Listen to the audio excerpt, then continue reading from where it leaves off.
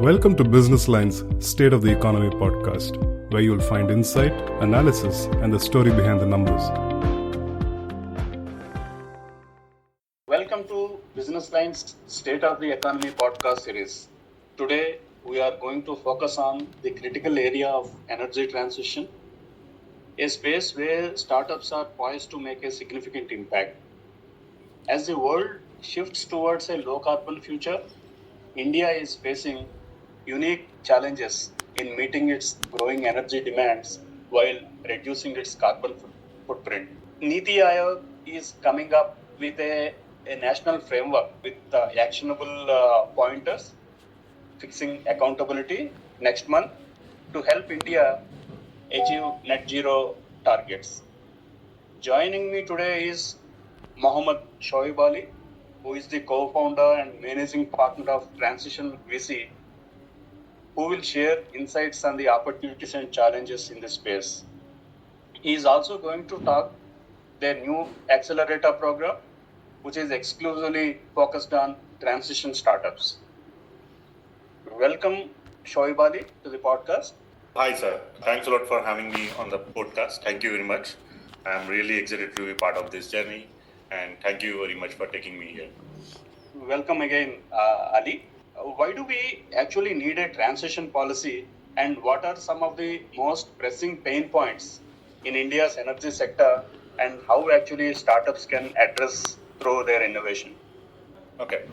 So let me start with why we need to do this. If you look at India, so India is a growing economy. So we are growing at a tremendous pace.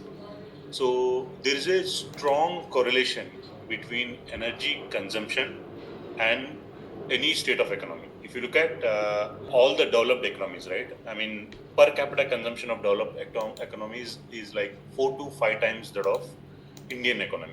So we're still growing at that pace. So down the line, as the economy grows and as the strata of the people increases, so we'll be requiring more and more amount of energy. We'll be consuming more energy.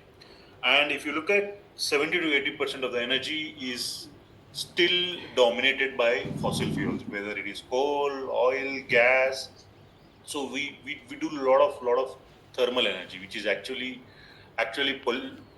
causing a lot of pollution, and then down the line we will have significant import problems also. So roughly, if you just look at oil, right, today we are importing close to $100 billion worth of oil. So a lot of our foreign reserves, which are being earned by export-oriented sectors like IT, pharma, are being drained.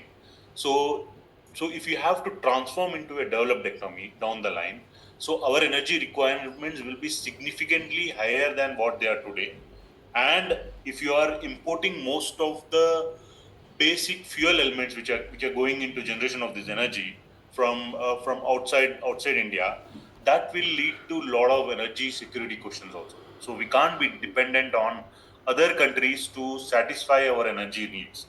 So that is why I believe the government is looking this, and not only looking from a low carbon or climate angle, but there is also an energy security angle. So that gives us a lot of confidence that we should focus on Indian based technologies or solution which are being utilizing Indian owned resources in a better technological way, but also at the time of reducing our fossil fuel dependencies, whether it is on Middle East or Russia or wherever we are importing. So we can't be dependent on other countries. And down the line, if you look at some of the policies, right, if we can take this wave properly, and if we can build right technologies, India has a potential not only to be a just self-sufficient energy country, but also can look at exporting a lot of energy related products to different parts of the world. For example, maybe if we can build hydrogen, and India has a vast coastline and very blessed with very good thermal solar energy. If we can use those solar and wind energy in generating hydrogen, so there is a huge potential for India to be an exporter of hydrogen, ammonia, or hydrogen related products down the line. So that energy policy becomes very, very critical here. Okay. What startups can do this? Why not the bigger corporates? And what specific roles startups have in this? So if you look at this energy transition domain, right? So roughly by 2030, the huge opportunity. I mean, by 2030, when we did a transition, when we calculated like what is the opportunity by at least by 2030. When I say energy transition domain, it covers everything. Like I mean, transportation, renewable tech, industrial decarbonization, long duration energy storage, hydrogen in its value chain. So that opportunity itself is roughly 200 to 250 billion dollars.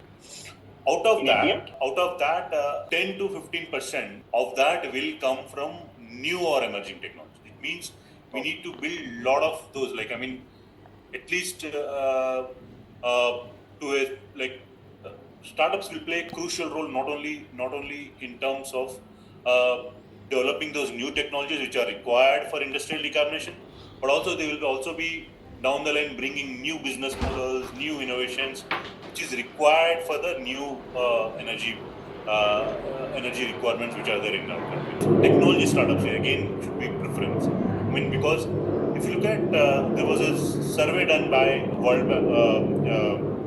IEA to understand if you have to reach a net zero global economy by 2050, what are the percentage of technologies are there in what are the emerging technologies are there? I mean, they did the tech survey and understood that out of that, if you have to if you map that on a scale of 0 to 100, within that, we are just ready with only 30% of percentage of the technologies which are required for decarbonizing the world, and the remaining 70% of the technologies need to be built. So it means that we need 70 more new inventions, 70 more new technologies, 70 more new products or solutions that need to be done if you have to become a net zero globally.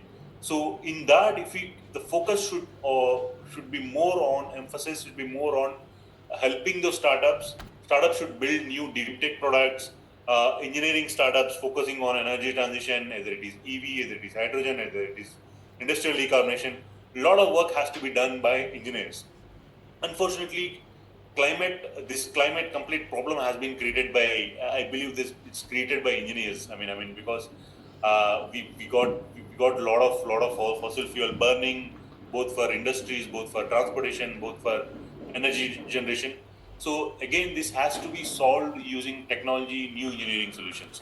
So this new technologies will play a crucial role. And if India has to spearhead, if it has to dominate the energy sector down the line, so a lot of emphasis should be on technology, and startups can play a crucial role because corporates are very large very large. Typically, they move slightly slower than what startups can move, and the pace at which they innovate also is slightly slower than startups. That's why startups can bridge that gap of innovation, R&D, technology development, bringing new products. And down the line, with a collaboration with good corporates, there could be a lot of great work that can be done. Okay. See, this 200 to 250 billion dollar opportunity that you are talking about, is it an India number or global number? Yes, it's an India number. I mean, there are a lot of subcomponents to that number. Like, I mean, if you divide that 200 to 250 billion dollar, right? Roughly, transportation sector, electrification of transportation sector itself has a potential to 40 to 50 billion dollar. And again, in that, renewable tech is roughly like 50, 60 billion dollar. Again, if you look at long duration energy storage, where you can store energy for batteries, which required for off the grid, on the grid, again 25 billion dollar. Again, if you look at hydrogen, that itself gives you an opportunity of 18 to 20 billion dollar. So if you put all those, energy transition is just not one or two sectors; it's a culmination of 7, 8 sectors. And if you sum them up, and if you look at holistically, this I would call energy transition, new energies, alternate fuels, decarbonization sector has a massive potential of 200 to 250 billion dollars. That is even been reflected. Just solar and wind, we have just started building that. So we need to build at the similar pace on the electrification, transportation sector. We need to build similarly on the hydrogen sector. So there is immense opportunity. So opportunity is there. I mean, either you build it in-house or you get those new technologies or you product from outside. It is for us. At least on the electrification, right?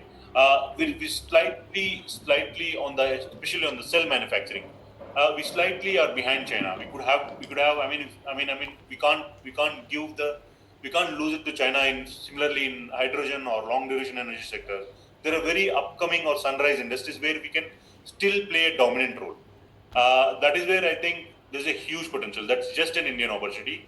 That does not exclude even export opportunity. So if you add export opportunity and then where you can see India as a manufacturing or doing engineering kind of a work and exporting it to Europe or US, down the line China One Plus strategy could play. The potential could be even more. So we're just talking about only domestic opportunity. So just EV, look at the EV play, right? I mean, roughly $60-65 billion worth of play is left there over the next 5-6 years. Okay. What is the situation now? If you see the space, as you are saying, we lag behind countries like China. They are well ahead of us. We need not invent the wheel again. Which are the sectors that we can latch on to so that we can leapfrog? Yep. So if we have to definitely China is way ahead of in many of those sectors. Like if you look at electric mobility, battery storage, Yes. or if you look at hydrogen, and if you look at some long duration energy technologies, which China is very good in playing the scale game. So they can if you look at solar, right? I mean, they roughly everything related to solar is being manufactured in China. So now, as a country, India, we should look at what are our strengths. Our strengths, at least for now, our strength is not on the mass scale. So we as a country, we have very good engineers. We can build solutions. So we take the basic components, and then on top of it, we can do a lot of engineering innovation, and then we can build software, hardware layers on top of, and we can build complete solution. And that itself, then catering for the emerging markets, and down the line we can look at US and Europe as markets. But our strength is not on playing it on a mass scale. So we should first start with very high value items, which required some bit of engineering, some bit of customization, some bit of low scale but of high value. So those are the kind of opportunities what we need to look at. For example, in the mobility sector, if you look at, China is good in producing those cells or batteries or which are required for mobility or which are required for energy storage. So as Indian startups or as Indian ecosystem, we should focus on taking those basic cells and putting software, hardware, electricals, electronics on top of that, and preparing battery pack system. That's our core strength. So engineering, value engineering, application engineering is core strength of India. We can play that. We can start with that. I'm not saying we should not focus on manufacturing of batteries or cells or solar cells down the line. We should start with items which are heavy in engineering or heavy in value engineering, heavy in application engineering. Start with that and get to a scale, and then compete on China with your strength areas, and then look at okay, these are the 2-3 top areas where we can compete with them on price and scale.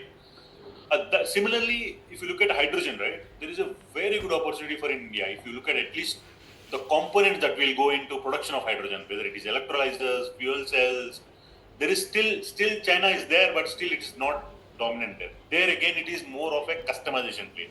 So we can be very dominant when it comes to hydrogen production, electrolyzers which go in hydrogen production, fuel cells, combustion engines. We are already very strong when it comes to automobile components. So India exports a lot of automobile components to Europe and US and many other countries. So we can look at such niche areas and build and then build to scale. So that play, I think India can play very well. So we are very good bunch of engineers. We can build super fabulous systems here in India. Where exactly do we stand now in terms of startups working on these energy transition energy areas?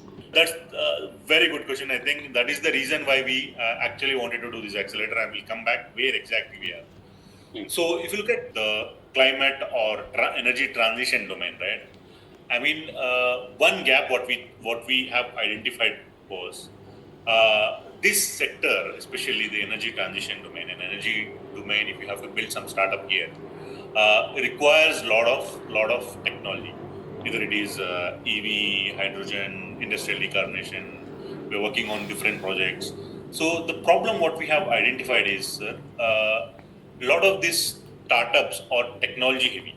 So we're technology heavy. So or requires a lot of deep tech. So typically someone from an engineering grad coming out of college can't build it. So it's more of some bunch of engineers with some 7 to 8 years of experience coming out of some industrial background and then building solutions. That is what is required.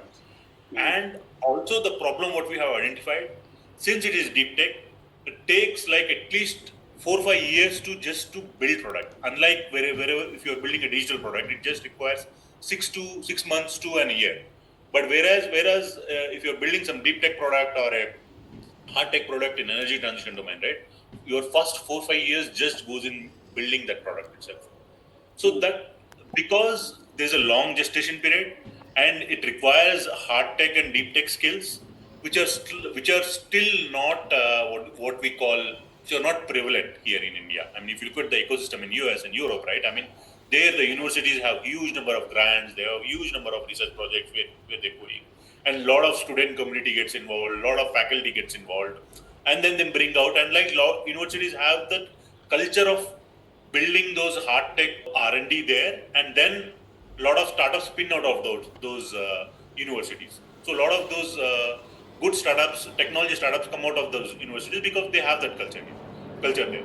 But unfortunately, in India, we are still a developing country. We have limited resources, so you don't see a lot of innovation or R&D or research going here. Yeah, but to an extent, what we are doing, a lot of ITs are doing great work, lot of NITs are doing great work. So now, what we thought as a fund, we will focus on few niche areas within energy transition domain, bring together like collaboration. So we have a program called Net Zero Warrior Program. Under that program, IEEE, which is again largest engineering society globally, it has like close to more than a lakh engineers enrolled. So along with IEEE, along with T-Hub, which is a great hard tech accelerator, what we have found in India, and then transition, we see we can play that catalyst role, bring all those players together, create a lot of awareness among engineers, telling them, hey, this is a huge opportunity there. We need to focus on at least 3-4 areas, and this has huge opportunity. We as a fund want to support the budding entrepreneurs who are already engineers, who have some decent amount of experience there, can come up and build those products. So we, as a ecosystem partner, would want to help them to nurture them for the first 4-5 years.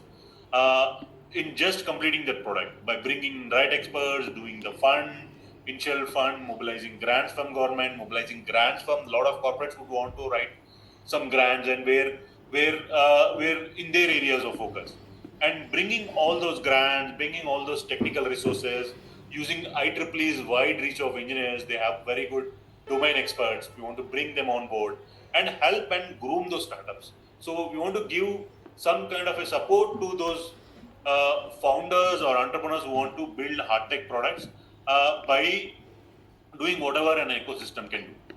So that's where there's a huge gap there, especially when it comes to hard tech or deep tech product building. So we would want to solve that gap with the help of T-Hub and IEEE. So that is where I think we can build good amount of startup, because it's very easy for you to build a startup based on your business innovation or business model innovation within climate tech, building some platform, software platform or financing platform. It's that easy. But if you have to build some product, right, hard tech product, right, it takes 4-5 years, and it takes a lot of technical capabilities, it takes a lot of patience, it takes a lot of capital, it takes a lot of support from the ecosystem. So that is where we want to blend that and bring all together and build that ecosystem. what kind of support you are going to offer them financially? Have you allocated any fund for this? Talking about, we are already a 400 crore fund. Out of that, we would be investing in 20-25 startups. From that 400 crore, we have allocated some part of a budget. It depends on the response what we get also. So as a fund, what we also want to create using this accelerator is this would be our funnel. I mean, using this accelerator would, let's say if we can help 7-8 startups in the year one by investing in 1 crore, 2 crore, 4 crore kind of investment. We have already done with two startups which we will announce soon, which are kind of an accelerated startups, which are not typically the seed stage startup, but which we are at slightly an early stage, typically what we do from the fund. But focus would be on at least supporting 7 to 8 startups every year within energy transition domain. Some startups might require 1-2 crore. That should be enough for them to start building on the product. But few might require 4 to 5 crore kind of an check to start building products. So we're a bit flexible on that part of it. And apart from that, we have also identified few corporates. It's slightly early for us to announce those names and what will their be participation. So we're getting few corporates on board who would want to transition. VC from the one will invest some part of it, and those corporates will also write some form of a grant within their area of focus. Let's say there's a corporate A, if they see 1 or 2 big problem statements, and if there are some startup who is trying to solve that problem statement, so those R&D grants would be given to those startup along with transition VCs equity money, grant money, and some bit of government grants is also what we would want to mobilize, and then help them from a funding perspective. It just not end with funding. Funding is one part. Apart from that, a lot of startups, right? I mean, young engineers, they also lack some form of a technical capabilities also. So we have got very good bunch of advisors. So we have got one great advisor who's an electrochemist, worked in hydrogen domain. So unfortunately, we don't have many experts who are in hydrogen domain who can help these startups, guide them, mentor them, help them complete the product. They might be stuck at some level where they are not able to figure out how to solve some technical problem. So we got some bunch of very good advisors who are very good technical experts. So we are bringing them also along with IEEE to see how they can help and solve those technical gaps which are there in the early stage founders. So that is the second help what we will be doing. Again, under this problem, the third problem is a lot of these startups would come out with a product but are not able to commercialize it. So initially we will also help them to take it to the market and get few corporates as their customers, do some pilots, get the initial feedback and reiterate and rebuild those products. So we'll be not only helping them with funding, but also we'll be helping them with a lot of technical advisory because we have IEEE on our side and DHEPO on our side. And also there are a lot of corporates who would want to do a lot of pilot projects, want to test those new products. So we have got some good corporates on our side who would want to test and give those initial pilots. So we are bridging these 3 areas of gaps: funding, technical advisory, and also initial commercialization pilot opportunities also. So these are the 3-4 areas by which we would want to help those startups. Okay, thanks Ali for your insights. On road to development, India needs to balance our energy requirements and also the issue of carbon footprint. We cannot go on depending on the use of fossil fuels, which require imports, costing us foreign exchange. So we have to reduce the dependency on fossil fuel, and at the same time we have to increase our focus on developing greener and cleaner energies. Thanks Ali for the insights. Great, sir. Thank you very much for taking me here. I mean, I'm really excited. You're doing a great job of covering those very critical sectors which are required. Energy transition, which is not only important from a climate perspective, but as you rightly said, it is also important from an energy security perspective. And I see a huge potential. India just could be that country where it can build and export a lot of technologies and a lot of energy products not only for developing countries, but down the line we can export a lot to developed countries. So this is a huge. We just started. I think energy transition domain. This wave just started. There's a huge. We're just scratching the surface. There's a huge opportunity, and I would want to use this platform to reach out to as many entrepreneurs as possible. For the first time, we got the policy right. We have a lot of good capital. I mean, you can see a lot of globally also a lot of institutions have allocated a lot of green capital. So if you have to, if for any sector to succeed, right, you need to have the right policy, availability of capital, and then availability of a lot of talent, which is actually a lot of entrepreneurs. So for the first time, these three things have come together, and I'm really optimistic that this sector will have throw up a lot of opportunities for entrepreneurs. We can bring a lot of solutions, which will not only be great for our country but for the complete world. So thanks a lot, sir. Thanks. Thank you.